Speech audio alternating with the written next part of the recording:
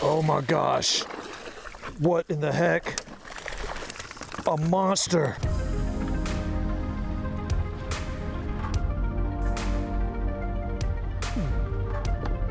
Hey, welcome back. Today is another one of those days where I can't make up my mind if I want to catch trout or redfish, so we'll probably do a little bit of both. We're in one of those kind of strange tide patterns where the tide is dropping and it actually bottoms out mid-morning and then starts coming back. You either got to come really early and fish the tail end of that falling tide, or just come a little bit later and catch the rising tide. This is a midnight mullet matrix shad. It's clear on the bottom, purple on the top, 1/4 ounce jig head. This water is so clean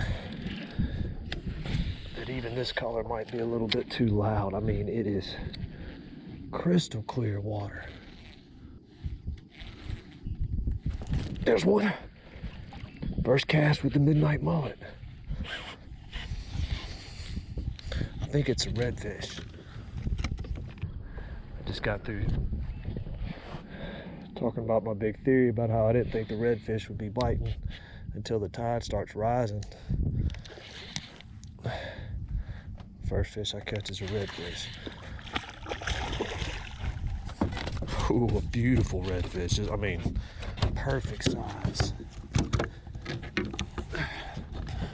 Well, I'm liable to get fired up here. I mean, just a perfect keeping size redfish. 17.5 inches. All right, spot number 2. We lost the tide back at our first spot. That fog finally lifted and the sun came out. And we got a nice trout. Real nice one.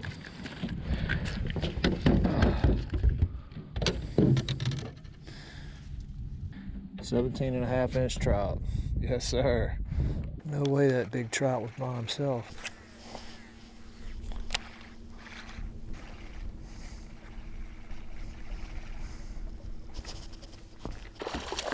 Oh my gosh. What in the heck? A monster.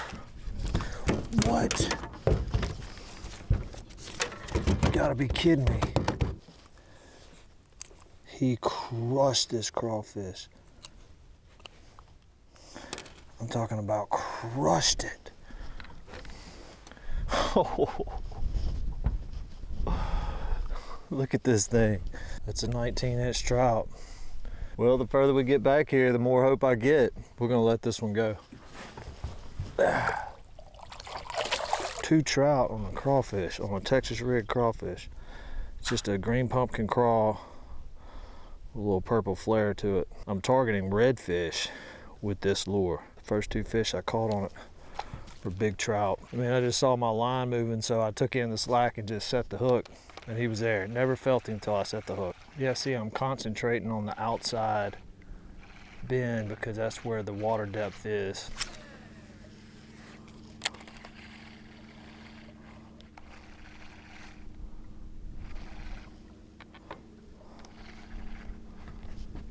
There's one.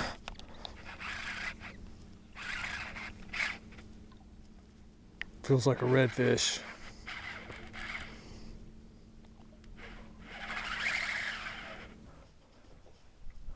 Oh, it's a big old sheep.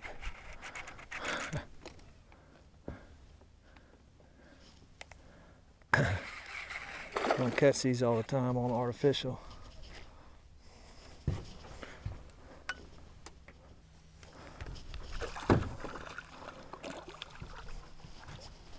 Oh, big old sheeper.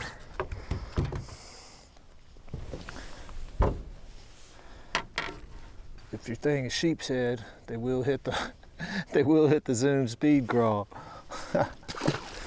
That's a good sign for an artificial lure because sheeps don't hit the artificials very often.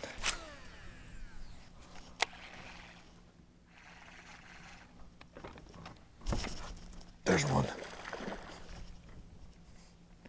Better one.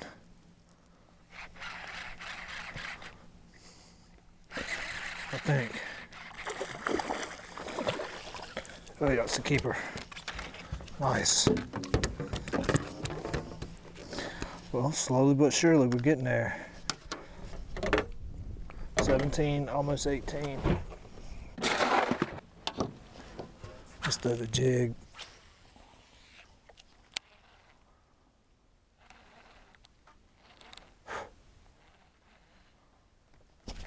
There's one.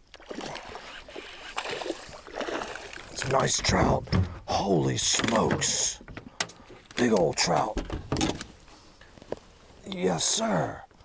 Look at that thing. It's an 18-inch trout on the jig. 1/4 ounce jig head. Down south in a white ice color. These redfish and the trout are just mixed right together. There he is. Another one.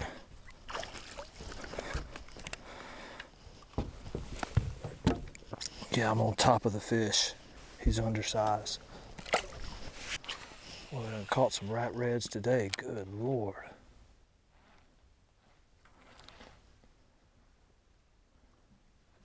There he is, another one. I mean, I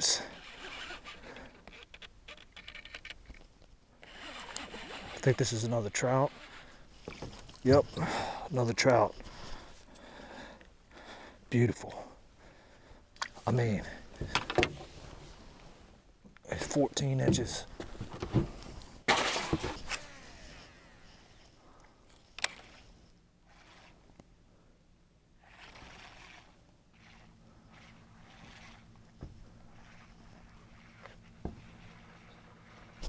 There's one. On the crawfish, I think this is a better redfish.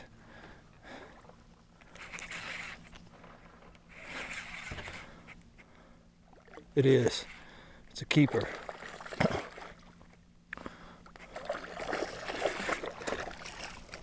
Yes, baby. This one's about maybe 17 and a half. Yep, he's exactly 17 1/4. Perfect. The most important factor going on right now is the tide change. It made an obvious difference.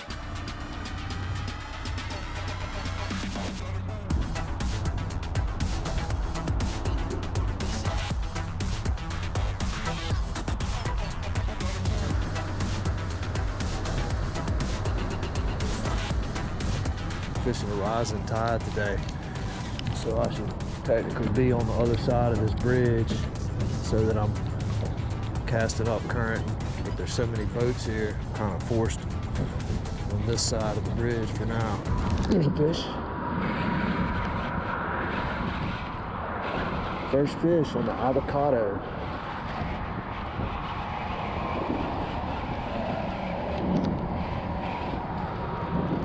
It's a trout.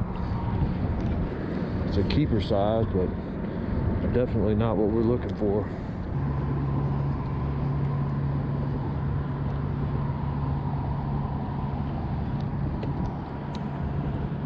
There's a fish. 2 casts in a row. So this is a better trout. Yeah. Looks like maybe a 15.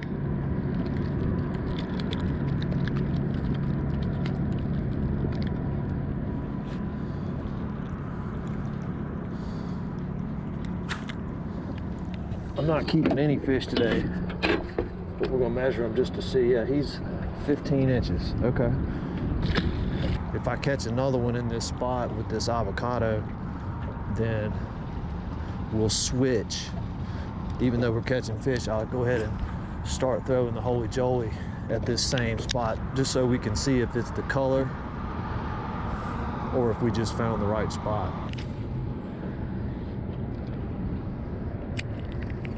Make your cast, throw a little bit of slack at it, rod tip down so you're helping that lure to sink.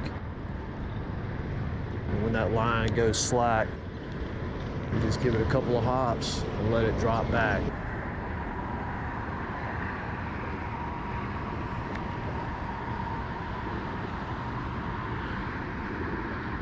Not that you have to work it that way. There's another one. It's a nice trout. He's 14 and a half. I started off with the clear color, the Holy Jolly. Made a 10 or 15 casts with no bites. I switched over to the Avocado, caught 3 pretty much instantly. Yes, it's the color. See, I've been sitting here in the same spot, and the Avocado color is just putting a hurting on them. It's another nice trout. Very nice trout. Big, healthy, fat sucker. Let's see. 15 and a half. Nice. Should have brought the ice chest. We're on the green Avocado hybrid. So we're gonna make a cast, throw a little bit of slack to let that lure sink, and then hop it. We're just working that lure back to the boat, just kind of bouncing it back to the boat. To rig these, you just go straight down the middle, about an inch into the lure, and then you come out dead center right on that seam, and then just slide it on up. Very important to make sure this lure is sitting straight so it has a better swimming action. Yeah, we've had a few bites that have come when I was retrieving the lure back in to get ready to make another cast.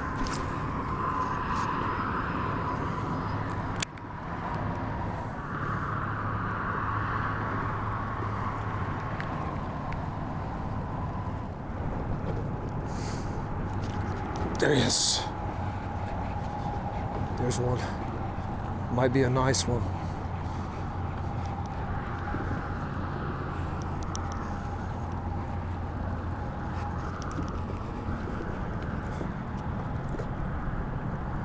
Oh, it's a big old flounder. Look at this. Oh!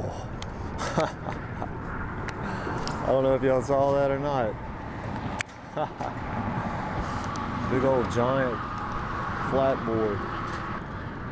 I thought it was a big old 20-inch trout. There's one.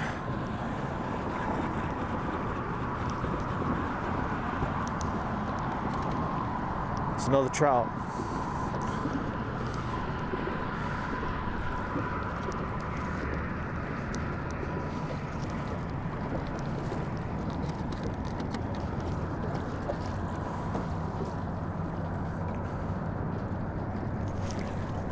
Nice. Ooh, another beautiful trout. Big old fat boy.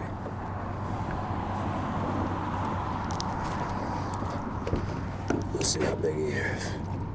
He's 16 inches. Big, beautiful trout. Nice. These fish are definitely off the bridge a little bit.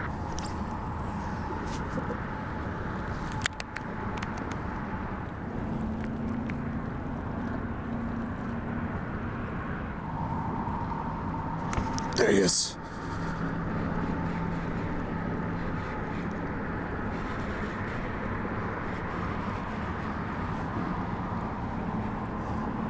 Another flounder.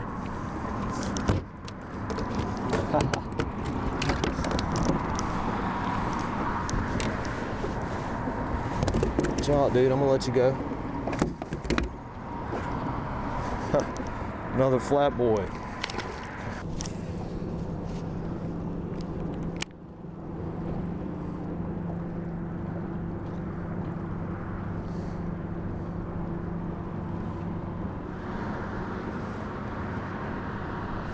There's one.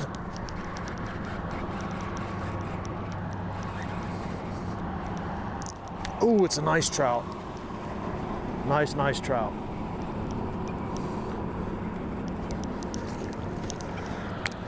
Yes, sir.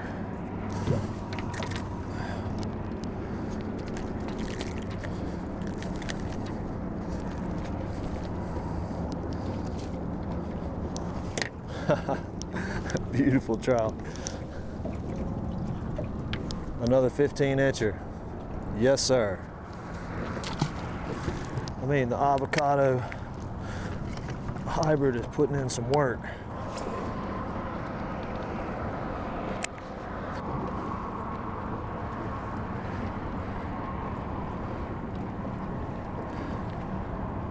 There he is. 2 casts in a row.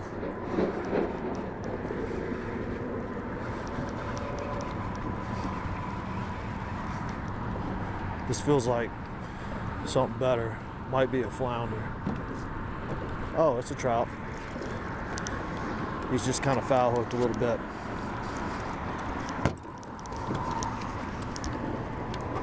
That's 2 in a row. Yeah, 13 and a half. The hardest part of this technique is not working the lure. Pretty much anybody can do that. The hardest part is feeling the bite. I've already missed a few because if they hit it while it's falling, a lot of times you're not even gonna know. So when you pick up on it, if you feel a little bit of resistance, you've got to immediately go into hook set mode. All right, I see our loon friend back down that way, so he hadn't let us down yet, so we'll work back that way towards him. Throwing this lure out, I lift up on the rod after the lure hits the water just to let a little bit of slack so that lure is going straighter down towards the bottom. It'd be a miracle if I don't fall off the boat by the end of the day. You gotta have your sea legs to fish out here.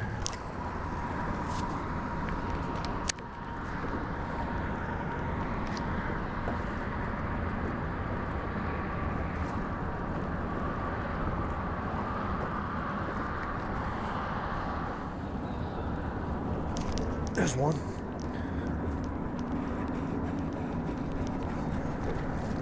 I knew those loons couldn't be diving here for nothing. Oh, it's a nice trout.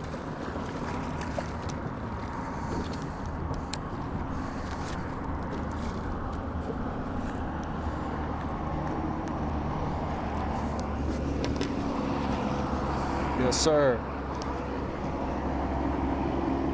15 and a half. Very nice. Yeah, I had 2 loons diving right here. I thought surely there's some trout chasing that same bait. So again, our setup is a 3/8 ounce jig head, 15-pound fluorocarbon leader, 20-pound braid. That's a hybrid. Hybrid makes these lures. It's a real soft plastic. See how soft it is? And the trout are just crushing it today. 7-foot, medium heavy Fitzgerald rod. Hey, by the time you see this episode, it'll be turkey season, so I'll definitely be doing more of that over the next few weeks than fishing. So catch some for me. Y'all have a great Easter. By the way, if you don't have anywhere to go to church, you're welcome to come to church with me. I go to Bethany Church. I'll put a link in the description below. You can find a campus. There's a campus in New Orleans, Baton Rouge, Denham Springs, Houma. I go to the Baton Rouge campus, so who knows, maybe I'll see you there. Hey, save some fish for me while I'm out. We'll catch you on the next one.